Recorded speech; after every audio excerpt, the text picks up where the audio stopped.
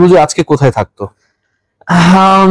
Legend, সমসাময়িক অনেকে তো legend, I am sure definitely আমি সর্বোচ্চটুকু সুযোগ পেলে আপনি কিংবদন্তি হতে পারতেন। আমি মনে করি যে ডেফিনেটলি আমি অনেক ভালো জায়গায় থাকতে পারতাম, যেটা আমি নেই, যেটা আমি ডোমেস্টিকে আছি, যেটা আমি ইন্টারন্যাশনাল হতে পারি। এটা আমি যেতে চাই বিজয়, এবং কিছু বিষয় আপনাকে জিজ্ঞেস করব, যদি আপনি কোনোটা উত্তর দিতে না চান you can pass the question. জি জি। আপনার চোখে, আপনার দৃষ্টিতে বাংলাদেশের সেরা ক্যাপ্টেন এখন পর্যন্ত যাদের দেখেছেন? ডেফিনেটলি উইনিং পার্সেন্টেজ, টিমের এনভায়রনমেন্ট দিয়ে আমি ডেফিনেটলি মাশরাফি বিন মুর্তজাকে অবশ্যই আগে রাখবো। বাংলাদেশের সেরা ওপেনার, এটা তো আসলে ডাউট ছাড়াই, আসলে হিস্ট্রি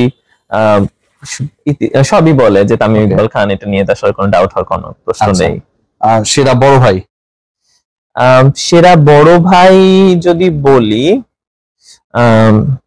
তাহলে সাকিব আল হাসান, যদি ধরি বড় ভাই হিসাবে। আর আমি মনে করি যদি আমি মিরাজের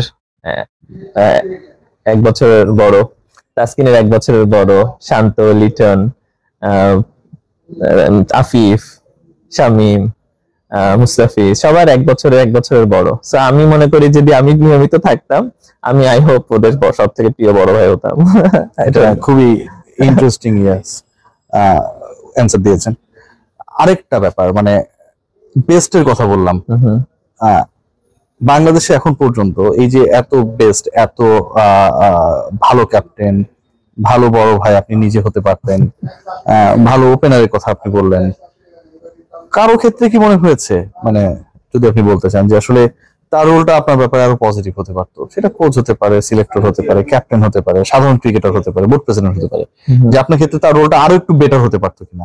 হ্যাঁ, ডেফিনেটলি। যখন আমি হাতুরুর সিং এর আন্ডারে খেললাম, জি, আমার মনে হয়েছে যে আসলে সে যদি প্রপার আমার ক্যালিবার, আমার ট্যালেন্টটাকে ও ইউটিলাইজ করতে পারতো, আমি ডেফিনেটলি আরো বেটার রেজাল্ট দিতে। সিএল এ 700+ রানস, ডিপিএল এ পুরো ওয়ার্ল্ডের রেকর্ড 1138, 1138, হ্যাঁ 1138 এনামুল বিজয় করলেন। আগের মৌসুম, পরের মৌসুম 1000 রানস আপনি করেছেন। এত কিছু করার পরেও যখন জাতীয় দলের ওই হিসাবের মধ্যে আপনি থাকেন না, টু মেনি চান্সেস অনেকেই পায়, আমি কাউকে দোষ দিচ্ছি না, সুযোগ পাওয়াটাই তো উচিত, আপনারও সুযোগ পাওয়া উচিত ছিল, আপনি পান না, আপনার সমস্যাটা কোথায়? রান করেন না। আসলে আমি জানি না, আমার সাথে এটা প্রথম দিকেও হয়েছে যে আসলে খোলাসা করতে চাই না যে আমি কেন চান্স পাচ্ছি না, এগুলো আমি সবসময় জানতে চেয়েছি, কারণ আমি চাই যে দেখেন আমার অনেক পটেনশিয়াল আছে যেটা আমি ন্যাশনাল টিমে দিতে চাই। আমি ডোমেস্টিকে ভালো খেলছি, ন্যাশনাল টিমে যাচ্ছি, ওখানেও কিন্তু ভালো খেলছি, এমন না ন্যাশনাল টিমে যে ভালো খেলিনি। ন্যাশনাল টিমে যখন আমি 1100 রান করে গেলাম, আমি কিন্তু জিম্বাবুয়ের সাথে 2টা 80s রান করেছি, দেশীয়দের মধ্যে হাইয়েস্ট রান ছিল, খুব ভালো রান করেছি। এরপরে আমি যখন নিউজিল্যান্ডের 2টা ইনিংস খুব ভালো খেলেছি, কোচও খুব অ্যাপ্রিশিয়েট করলো। যখন রাসেল ডোমিঙ্গো ছিল, সেও কিন্তু খুবই অ্যাপ্রিশিয়েট করছিল আমার ইনিংস গুলো, এবং বলছিল যে তোমার মধ্যে ওই পটেনশিয়াল যেটা আছে, যেটা আসলে 3 ফরম্যাটেই খেলার মতো যোগ্যতা তুমি রাখো। তো ওই কনফিডেন্সটা খুব সুন্দর বিল্ড হচ্ছিল। তারপর ইন্ডিয়া সিরিজের পরে আমি আবার টিমে নাই, তো তখন আসলে একটু খারাপ লাগে। কিন্তু আমি যদি জানতে পারি যে আমার এটা একটা প্রবলেম আছে, আপনি জানার চেষ্টা করেছিলেন? যে অবশ্যই জানার চেষ্টা করেছি, কেন করব না? আমি চাই তো ন্যাশনাল টিমে। আপনাকে কি উত্তর দেওয়া হয়? পারফর্ম করতে থাকো, সুযোগ আসবে। মানে পারফর্ম করতে থাকো, সুযোগ আসবে, এটার উত্তর তো আপনি পারফর্ম করেই দেখিয়েছেন। তারপরেও আসলে তারপরে জিজ্ঞেস করছেন যে how many years I have to perform? না, আসলে করা হয়নি। এটা করবেন এবার প্লিজ আমার থেকে। না, আমি চাই যে সব প্লেয়ারই যারা পারফর্ম করবে তারা যেন তাদের পারফেক্ট অ্যানসারটা যেন পায়। এটা ফ্রাস্ট্রেটিং কতটা বিজয়, যে 700+ runs in longer version, 50 ovary ক্রিকেটে আপনি রেগুলার রান করছেন, বাট আলটিমেটলি হচ্ছে কোনো প্রপার অ্যানসার আপনি জানেন না। আপনি কতদিন ন্যাশনাল টিমে সুযোগ পাবেন, কতদিন পরে, সেই উত্তরটা আপনি জানেন না, কেউ আপনাকে পারফেক্টলি জানায়ও না। এটা একটু কষ্টদায়ক, হ্যাঁ আসলে খারাপ লাগে। তাছাড়া আসলে কিছু করার নেই, but I am very lucky যে I have a nice family, they are very supporting. সবসময় যখন বাসায় যায় বা ওইটা সাপোর্টটা পাই, আমার ওয়াইফ, আমার পিচ্চি আছে, তাদের সাথে দারুণ সময় পার করতে পারি। তো এই জন্য আসলে কিছুটা ডিসঅ্যাপয়েন্টেড কম থাকা হয়। এখন আমি চেষ্টা করতে থাকি বাট যে কষ্টটা সবসময় লাগতো, আমার মেয়ে 4-5 বছর হয়ে 5 বছর বয়স হতে যাচ্ছে, লাস্ট 5 বছরে আমি আসলে প্রচন্ড পরিমাণে যে কষ্ট পাওয়াটা, ওটা থেকে আমি চিন্তা করেছি কিভাবে ইমপ্রুভ করতে পারি, আরো বেটার কিভাবে করতে পারি, আরো কিভাবে ভালো পারফর্ম করতে পারি, যেন ন্যাশনাল টিমে আসতে পারি। বাট আগে যে কষ্ট পেতাম, ঘুমাতে পারতাম না, মানে ফ্যাটিক চলে আসতো শরীরে, রাত 2টা-3টা বেজে গেছে, ঘুম আসতেছে না, সকালবেলা 4টা-5টার সময় উঠে বসে আছি। নিজেকে আনলাকি So, অবশ্যই অবশ্যই ভাবি, কেন ভাববো না। খেলার দিক থেকে আমি আনলাকি ভাবি। আমি আমার লাইফে অনেক স্বপ্ন দেখি যেগুলো আসলে অ্যাচিভ করতে চাই। যদি প্রপারলি আপনাকে সেই সুযোগটা দেওয়া হতো যেটা অন্যরাও তুলনামূলকভাবে পায়, এনামুল বুঝো আজকে কোথায় থাকতো? লিজেন্ড, সমসাময়িকে অনেকে তো legend, I am sure definitely. আমি ওই সর্বোচ্চটুকু সুযোগ পেলে আপনি কিংবদন্তি হতে পারতেন। আমি মনে করি যে ডেফিনেটলি আমি অনেক ভালো জায়গায় থাকতে পারতাম, যেটা আমি নেই, যেটা আমি ডোমেস্টিকে আছি, যেটা আমি ইন্টারন্যাশনাল হতে পারতাম। ইন্টারন্যাশনাল লিজেন্ড মিন্স এনামুল বিজয় নিশ্চয়ই একটা তো মানে মানদণ্ড আছে বা স্বপ্নের জায়গা রয়েছে, সেটা আসলে কোন জায়গাটায় থাকতেন আপনি? যদি কোনো টিমের নাম বলতে হয়, আপনি ইন্ডিয়া টিমের নাম যদি 1-2জনকে বলতে হয়, আপনি 2জনের নাম বলতে পারবেন অবশ্যই। আপনি অস্ট্রেলিয়ার 2জনের নাম বলতে পারবেন, রিসেন্টলি প্লেয়ার, ইংল্যান্ডের 3জনের নাম বলতে পারবেন, সাউথ আফ্রিকা, আফগানিস্তান, শ্রীলঙ্কা, সব জায়গায় কিন্তু আপনি একটা টিমের একটা আইকনিক নাম বলতে পারবেন। আমাদের বাংলাদেশে কিন্তু নাম বলতে পারবেন, সাকিব আল হাসান আছে, মাশরাফি আছে, তামিম ইকবাল আছে। তা আমি অবশ্যই যদি বাংলাদেশের নাম বলা হতো, এনামূলক বিজয় থাকতো, আমি এটা মনে করি। কিছু ক্ষেত্রে কি মনে হয় বিজয় টু বি ভেরি এখনো সম্ভব, বিশেষ করে আমি এখনো ফিল করি যে এখনো সম্ভব, আমি এটা সম্ভব। আমি যদি মাহমুদুল্লাহ রিয়াদ 39 রানিং এখনো খেলছে, সেই হিসাবে আপনার আরো 10 বছর আপনাকে যদি প্রপারলি সুযোগ দিয়ে খেলতে পারবেন, আমি তো অবশ্যই ফিটনেস নিয়ে খুব একটা ঝামেলা নেই, আশা করি। এক্স্যাক্টলি তারাও কিন্তু আমাদের মোটিভেট করে। অবশ্যই মুশফিক ভাই যেভাবে এখনো হার্ড ওয়ার্ক করছে এবং পারফর্ম করছে, রিয়াদ ভাই যেভাবে পারফর্ম করছে, স্টিল তামিম ভাই যেভাবে এখনো রান করছে, তো অবশ্যই আমি কেন পারবো না। গুড বুকে থাকাটা কতটা ইম্পর্টেন্ট? আসলে গুড বুকটা নিজেকেও তৈরি করে নিতে হয়, পারফরমেন্স দিয়ে, সবকিছু দিয়েই।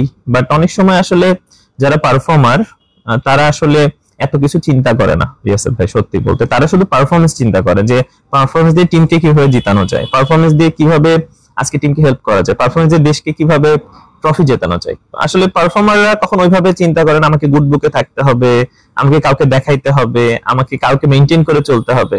আমি মনে করি না পারফর্মাররা কখনো এইভাবে। অন্য কোনো দেশের হয়ে যদি এনামুল বিজয় খেলতেন, ধরেন বাংলাদেশে আপনি জন্মেছেন, বাংলাদেশের হয়ে খেলেছেন, ভবিষ্যতে আপনি খেলবেন, যদি এই এনামুল বিজয়ের এক্সিস্টেন্সটা অন্য কোনো ক্রিকেট বোর্ড, অন্য কোনো দেশে হতো, তাহলে কি মনে হতো যে ঘটনাটা অন্যরকম হতে পারত? না, সেটা আমি I am so proud be a Bangladeshi, I am very proud. আমি যতবার অবশ্যই ট্রুলি এটা বলা উচিত না, বাট আমি মনে করি আমি যতবার ক্রিকেটার মানে যতবার জন্মগ্রহণ করতে চাই, আমি ক্রিকেটার হয়ে জন্মগ্রহণ করতে চাই। ব্যাপারটা এরকম আর কি, আমার জন্য আমার ক্রিকেটটা।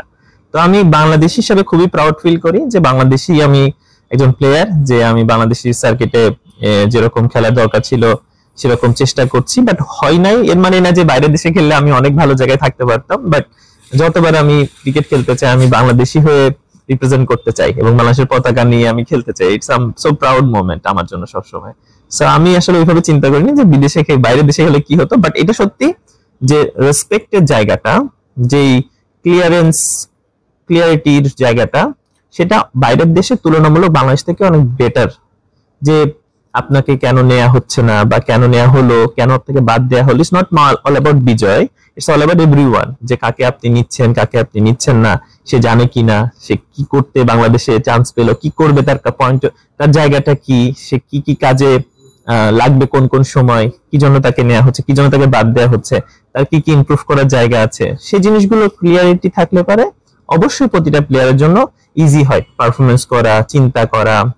সে জানে টেস্ট খেলবে না, সে সাদা বলে খেলবে, ওকে সাদা বলে আমি কি কি কাজ করতে পারি, সে সাদা বলে খেলবে না, রেড বলে খেলবে, রেড বলে আমি কি কি কাজ করতে পারি, কোথায় কোথায় ইমপ্রুভ করার জায়গা আছে।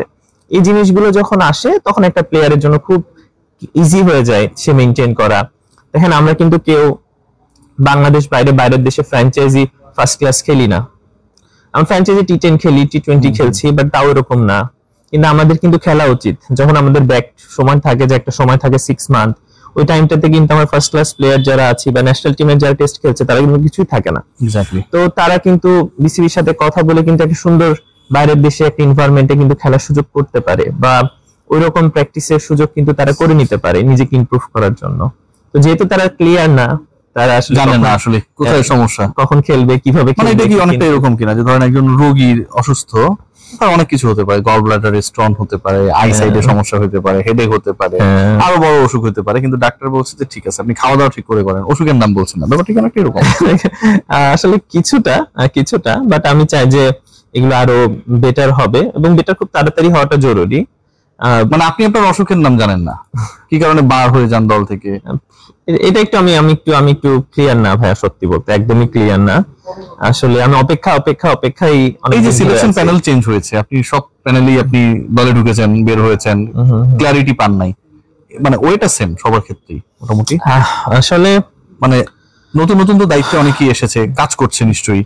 আসলে দেখেন আমি ক্লারিটির জায়গায় কি সবাই একই রকম, রোলটা কি? আমাদের দেখেন এই আমাদের যে ইন্টারভিউ গুলো হয় বা আমাদের কথোপকথনটা অনেকে পজিটিভলি নেবে, অনেকে নেগেটিভলি নেবে। তো দেখেন আমার একটা ওয়ার্ড কাউকে কষ্ট দিয়ে বলা বা কাউকে কষ্ট পাক, এটা আমি চাই না। আমি দেখেন আমি একটা কথা বলে ফেলতেই পারি যে আমার কষ্টের জায়গা থেকে আমি একটা কথা বলে ফেললাম, বাট আসলে এটা কতটুকু তার জন্য, তার ফ্যামিলি আছে, তার একটা জায়গা আছে, সে একটা সার্কেল নিয়ে আছে, তারকে বলা মানে তার সাইডে সবাইকে একটা কষ্টে আছে কিছু না বলাও অনেক ক্ষেত্রে অনেক কিছু বলা হয়। আমি চাই যে সবাই সম্মানী মানুষ, অনেক সম্মানী মানুষ এবং অনেক অভিজ্ঞ মানুষ, তারা বাংলাদেশের জন্য সূক্ষ্ম বিচার, সুন্দর বিচার করবে। এটা আমি যেতে চাই বিজয়, এবং কিছু বিষয় আপনাকে জিজ্ঞেস করবো, যদি আপনি কোনোটা উত্তর দিতে না চান you can pass the question. জি জি। আপনার চোখে, আপনার দৃষ্টিতে বাংলাদেশের সেরা ক্যাপ্টেন এখন পর্যন্ত যাদের ডেফিনেটলি উইনিং পার্সেন্টেজ, টিমের এনভায়রনমেন্ট দিয়ে আমি ডেফিনেটলি মাশরাফি বিন মুর্তজাকে অবশ্যই রাখবো। বাংলাদেশের সেরা ওপেনার, এটা তো আসলে ডাউট ছাড়াই, আসলে হিস্ট্রি সবই বলে যে তামিম ইকবাল খান, এটা নিয়ে তো আসলে কোনো ডাউট হওয়ার কোনো প্রশ্ন নেই। সেরা বড় ভাই, সেরা বড় ভাই যদি বলি তাহলে সাকিব আল হাসান, যদি বড় ভাই হিসাবে। আর আমি মনে করি যদি আমি মিরাজের 1 বছরের বড়, তাসকিনের 1 বছরের বড়, শান্ত, লিটন, আফিফ, শামিম, মুস্তাফিজ সবার 1 বছরের বড়। সো আমি মনে করি যদি আমি নিয়মিত থাকতাম, আমি আই হোপ ওদের সব থেকে প্রিয় বড় ভাই হতাম। এটা খুবই ইন্টারেস্টিং অ্যান্সার দিয়েছেন। আরেকটা ব্যাপার, মানে বেস্টের কথা বললাম, বাংলাদেশে এখন পর্যন্ত এই যে এত বেস্ট, এত ভালো ক্যাপ্টেন, ভালো বড় ভাই আপনি নিজে হতে পারতেন, ভালো ওপেনারের কথা আপনি বললেন, কারো ক্ষেত্রে কি মনে হয়েছে, মানে যদি আপনি বলতে চান যে আসলে তার রোলটা আপনার ব্যাপারে আরো পজিটিভ হতে পারতো? সেটা কোচ হতে পারে, সিলেক্টর হতে পারে, ক্যাপ্টেন হতে পারে, সাধারণ ক্রিকেটার হতে পারে, বোর্ড প্রেসিডেন্ট হতে পারে, যে আপনার ক্ষেত্রে তার রোলটা আরো একটু বেটার হতে পারতো কিনা? হ্যাঁ ডেফিনেটলি, যখন আমি হাতুড়া সিং এর আন্ডারে খেললাম, জি, তা আমার মনে হয়েছে যে আসলে সে যদি প্রপার আমার ক্যালিভার, আমার ট্যালেন্টটাকে ও ইউটিলাইজ করতে পারতো, আমি ডেফিনেটলি আরো বেটার রেজাল্ট দিতে পারতাম। আসলে যে কোনো মানুষের কথায় বলেন, কাজে বলেন, স্কিলে বলেন, তার সমস্যা থাকতেই পারে। উই আর নট 100% অ্যাকুরেট, কোন দিক থেকে আমরা অ্যাকুরেট না। সেটা ফিটনেস হতে পারে, সেটা স্কিল হতে পারে, সেটা উইকেট কিপিং হতে পারে, সেটা ফিল্ডিং হতে পারে, ওয়ার্ক এথিক হতে পারে। সেটা যদি আপনি ক্লিয়ার করেন এবং তাকে নিয়ে কাজ করেন, যদি সে ট্যালেন্ট হয় এবং আপনার মনে হয় যে তাকে দিয়ে আমার বাংলাদেশ টিমের কাজে লাগবে এবং সে পারফর্ম করে বাংলাদেশ টিমকে জেতাবে, তাহলে আমার মনে হয় সবকিছু বাদ দিয়ে তাকে পারফরমেন্সটা বিবেচনা করে বাংলাদেশ টিমের উপকারের জন্য রাখা উচিত এবং সেই হেল্পটুকু করা উচিত। সেটা আমি মনে হয়েছে যে আমি ওই টাইমটাতে আমার, আপনি জানেন কিনা জানি না, আমি 3.5 বছর 15 ওয়ার্ল্ড কাপের পরে টিমে ছিলাম না। এক্স্যাক্টলি, আমি খুবই অবাক হয়েছি। আমি কিন্তু ওয়ার্ল্ড কাপে যাওয়ার আগে তামিম ভাই I am the best opener, ব্যাপারটা পেয়ারটা এমনই ছিল, তামিম বিজয় একটা পেয়ার যাচ্ছে। 15 ওয়ার্ল্ড কাপে 2 ইনিংস খেলার পরে কিন্তু ইনজুর্ড, তারপর আমি 3 বছর টিমে নেই। এটা আমি খুবই অবাক হয়েছি, কারণ ওয়ার্ল্ড কাপে যাওয়ার আগ পর্যন্ত জিম্বাবুয়ে সিরিজে আমি হাইস্ট রান টেকার, একটা 100 করলাম, একটা 85, একটা 95। পরে ওয়ার্ল্ড কাপে যাওয়ার পরে আমি আসলে আর 3 বছরই কোথাও নাই। মানে আমি খুবই অবাক হয়েছি। রোলটা কি ছিল ওই সময়? কোচ ছিলেন। তো আসলে তখন আমার মনে হয়েছে যে আমি খুবই অবাক, 3.5 বছর একটা প্লেয়ারের জন্য যাওয়া অনেক বড় ব্যাপার, কারণ সেই ফর্মের প্লেয়ার, আমি খুবই ফর্মে আছি। মাত্র আমি তখন 25-26টা ম্যাচ খেলেছি, 27টা ম্যাচ খেলেছি, আমি 1000 রান হয়ে গেছে আমার। সো আমি তখন খুবই আমি মানে আমার প্যানিক অ্যাটাক, আমার ফ্যাটিক, আমার ডিপ্রেশন, মনে হচ্ছে যে আমি না খেতে পারছি না, ঘুমাতে পারছি না, কাজ করতে পারছি না, কারো কাছে জিজ্ঞাসা করতে পারছি যে হয়েছেটা কি বা ব্যাপারটা কি। তো ওই টাইমটাতে আসলে আমি খুবই খারাপ সময় পার হয়েছে। তারপরে আসলে যখন টিমে ডাক পেলাম, মাত্র 3-4টা ম্যাচ খেলে আবার বাইরে চলে গেলাম। পারফরমেন্স তো বাংলাদেশ টিমে করে করে আসা লাগে, এমনি এমনি তো আসতে পারে না। তো এমনিতে আমাদের জন্য আসলে এমনি এমনি পারফর্ম করে আসা না করে আসাটা ডিফিকাল্ট, অনেক পারফর্ম করে ন্যাশনাল টিমে আসতে হয়।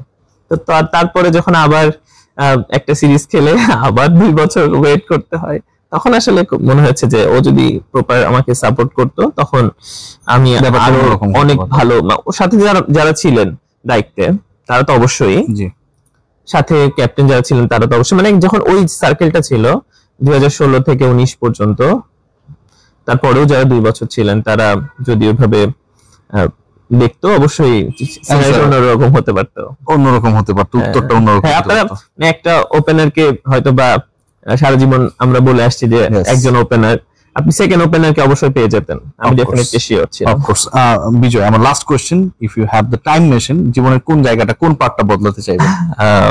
আসলে Allah is the best planner. Allah হয়তো যে সামনে এমন কিছু রেখেছে যেটা আমি এখন আশাও করিনি, যেটা কল্পনাও করতে পারছি না, বাট আমার কল্পনা শক্তি অনেক প্রখর, আমি অনেক বড় স্বপ্ন দেখি। এই জন্য আমি আশা করতে পারি যে কিছু কিছু জিনিস চেঞ্জ হবে ফিউচারের সামনে, ইটস ভেরি সুন, হতে পারে পরশু দিনও, হতে পারে এই মাসে। তো আমিও সবসময় আশাবাদী একটা ছেলে এবং পরিশ্রমী মেন্টালি এবং ফিজিক্যালি একজন মানুষ। তো আমি মনে করি যে যদি পরিবর্তন করতে হতো এবং যদি হাতে থাকতো তাহলে 15 ওয়ার্ল্ড কাপটা আমি ফেরত যেতাম একদম ফার্স্ট ম্যাচ থেকে, আমি আমার আবার শুরু করতে পারলে খুব ভালো লাগতো। বাট আমি মনে করি আল্লাহ খুব ভালো প্ল্যানে রাখছে, হয়তো সামনে যা হবে ভালো হবে। Thank you so much Enamul Bijoy. শেষ আপনার মতো শেষ না করলে আবার আপনি বিরক্ত হয়ে যাবেন। না আসলে আমাদের গল্প তো আসলে সুযোগই থাকে না। না অনেকদিন পর আসলে বিজয়ের সাথে আমরা কথা বলছি, আমরা আসলে ইন্টারভিউ এরকম দেই না, একদম বিজয় কথা বলে না। এবং আমারও অনেকদিন থেকে বিজয়ের কাছে আসলে একটা ইন্টারভিউ পাওনাও ছিল যে আসলে কেন বিজয় খেলতে পারে না, কি সমস্যাটা তার মধ্যে। ফাইনালি আমরা ডায়াগনোসিস করলাম যে যে সমস্যা, সেই সমস্যা রোগী নিজেও জানে না। অনেক ভালো থাকবেন বিজয়, আপনাদের অনেক শুভকামনা। নিশ্চয়ই আপনাকে নিয়ে আমি আমার প্ল্যাটফর্ম থেকে কাজ করবো, এটুকু শিওর থাকেন। Thank you.